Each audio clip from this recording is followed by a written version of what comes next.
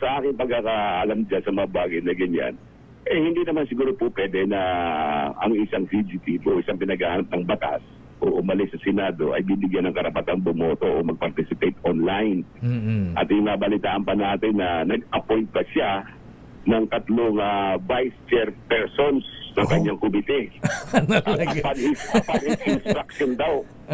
Upon his instruction, sabi ni Senate Majority Floor Leader Villanueva. Kung ikaw ay wala doon, at saka ikaw ay nagtatago sa batas, palagay sa akin, hindi naman dapat pinapayagan yon. Dahil sa yung isang bilanggo, na opisyal ng pamahalaan na kabilanggo, yan ay pinagbawalan ng ating Korte Suprema na mag-perform ng kanyang duty kapag nasa bilanggo. May jurisprudence na pala dyan, attorney?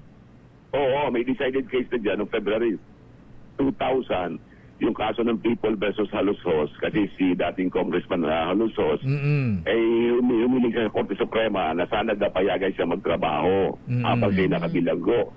Ang sabi ng Korte, hindi po pwede yun dahil sa magkakaroon tayo ng malaking diskriminasyon. Dahil sa para bang yung iba na bilanggo ay hindi nang po pwede. Katulad din dito, kung papayagan magtrabaho sila, tumanggap ng sweldo nang wala doon, paano naman yung iba na nakabilanggo din, o kaya ay hindi pa rin nahuhuli, sila ba ay ganun din mangyayari sa kanila? So, hindi magandang halimbawa ito, ng isang senador na tumakas sa protective custody pagkatapos siya ay magpa-participate online na hinahanap siya ng batas para tinatawanan lang niya yung batas. Andito ako. So, hulihin niyo ako, andito ako, nagsasalita nga ako.